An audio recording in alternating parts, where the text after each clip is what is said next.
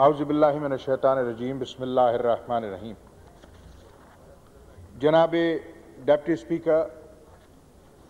میں آپ کا انتہائی ممنون و مشکور ہوں کہ چیئر نے مجھے اس قابل سمجھا کہ 18ویں آئینی ترامیم کی کمیٹی میں مجھ جیسے ایک نو آموز شخص کو اس کا حصہ بنایا، اور یوں آئینی کمیٹی کے ساتھ ساتھ ہم تمام لوگ پاکستان کی رہتی تاریخ کا حصہ بن گئے۔ میرے مجلس، میں آپ کی وساطت سے سب سے پہلے مبارکباد دینا چاہوں گا صدر پاکستان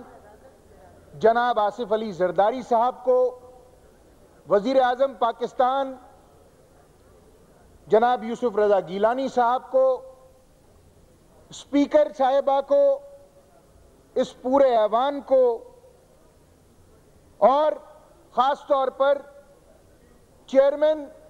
آئینی اصلاحات کمیٹی جناب رضا ربانی صاحب اور کمیٹی کے تمام ممبران کو، کہ جن کی خواہش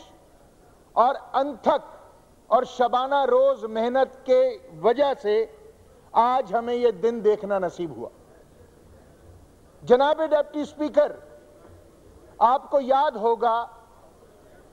کہ صدر پاکستان نے جب پارلیمنٹ سے پہلی بار خطاب کیا تھا تو انہوں نے زبانی طور پر حکومت کو اور پارلیمنٹ کو یہ تاکید کی تھی کہ وہ ایک ایسی کمیٹی بنائیں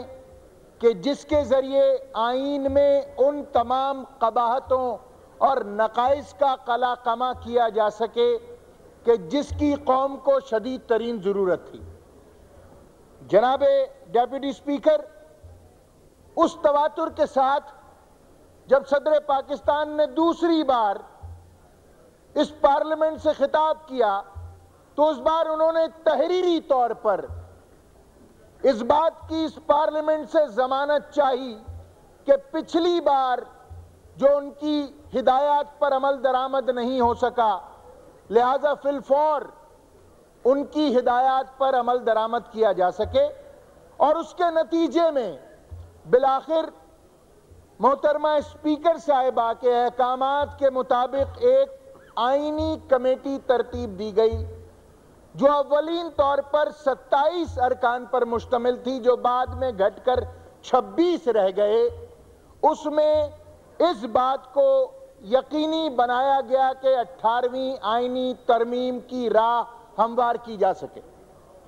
جناب ڈپٹی اسپیکر، یہاں مبارکباد کے مستحق ہیں پاکستان کی وہ تمام سیاسی جماعتیں اور ان کے قائدین بشمول قائد تحریک جناب الطاف حسین، کہ جن کی ویژنری لیڈرشپ کی وجہ سے آج یہ 18ویں آئینی ترمیم اس پارلیمنٹ میں زیر بحث ہے۔ مبارکباد کے مستحق ہیں اس جماعت کے وہ تمام ارکان کہ جنہوں نے دل سے اس 18ویں آئینی ترمیم کے اوپر کام کیا اور سلسلے کو آگے بڑھایا۔ میں یہاں پر ہاؤس کو یہ بھی یاد دلانا چاہتا ہوں جناب ڈپٹی اسپیکر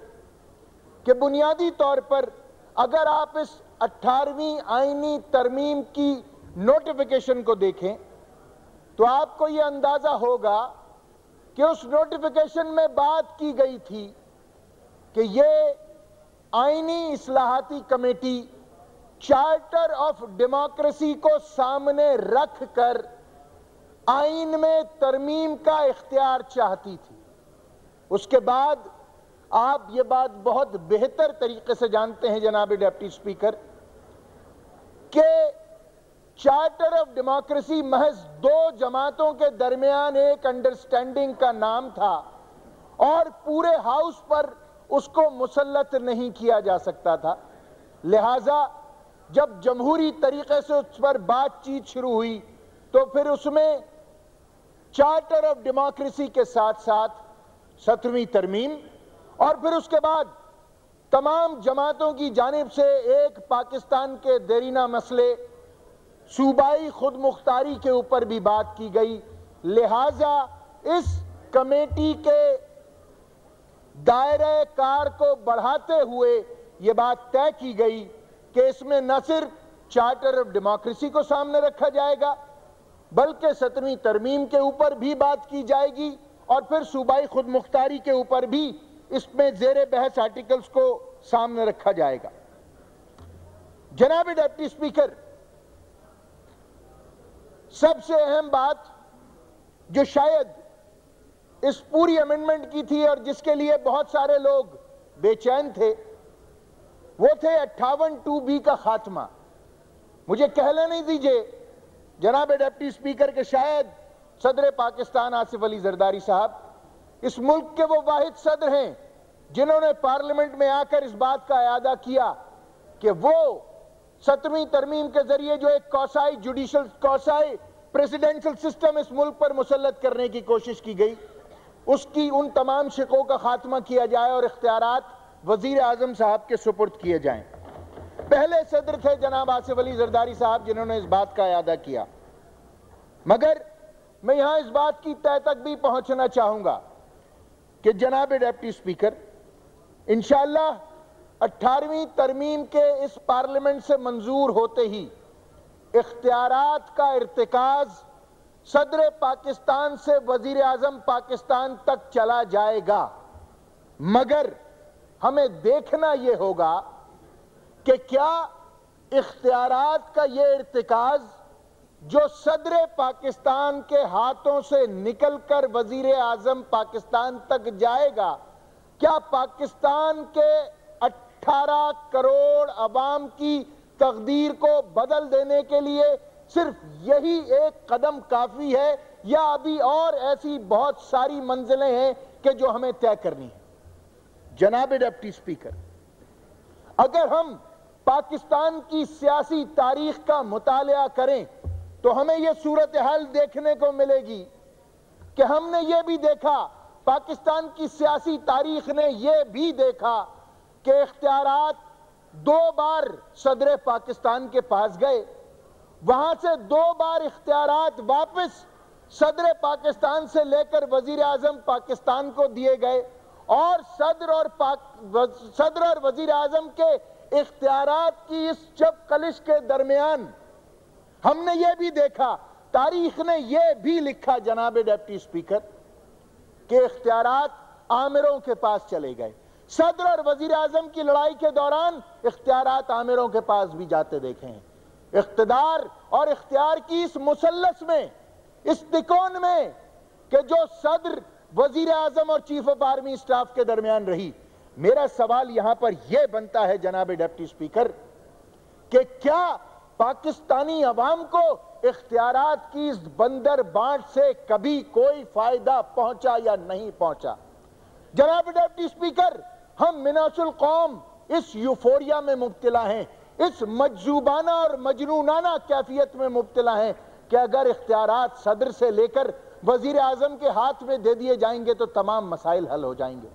بدقسمتی سے ہماری تاریخ اس گمان پہ، اس مفروضے پر مہر تصدیق ثبت نہیں کرتی، اور ہم نے یہ دیکھا کہ اختیارات مختلف ادوار میں کبھی صدر کے پاس رہے، کبھی وزیر اعظم کے پاس رہے اور کبھی چیف آف آرمی اسٹاف کے پاس رہے، مگر پاکستان کی عوام کی تقدیر نہیں بدلی۔ ان کو تو روز ہی کنواں کھودنا تھا اور روز ہی پانی پینا تھا، ان کی عمومی صورتحال پر کوئی فرق نہیں پڑا۔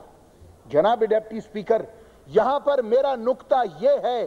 کہ اختیارات کے ارتکاز کو اسلام آباد سے آپ کو نکالنا ہوگا اگر آپ یہ چاہتے ہیں کہ پاکستان کی عوام واقعی کسی بہتری کی صورتحال کی طرف سے گامزن ہو۔ ڈیولوشن کا یہ خواب جو آپ لے کر چلے ہیں، اور آپ ڈیولوشن آف پاور کو جو صدر سے لے کر آج وزیر اعظم تک پہنچانے جا رہے ہیں، اس کے بعد یہ سفر یہیں پر ختم نہیں ہو جانا چاہیے جناب ڈپٹی اسپیکر، بلکہ ڈیولوشن آف پاور کو اس سے بھی مزید آگے بڑھنا ہے۔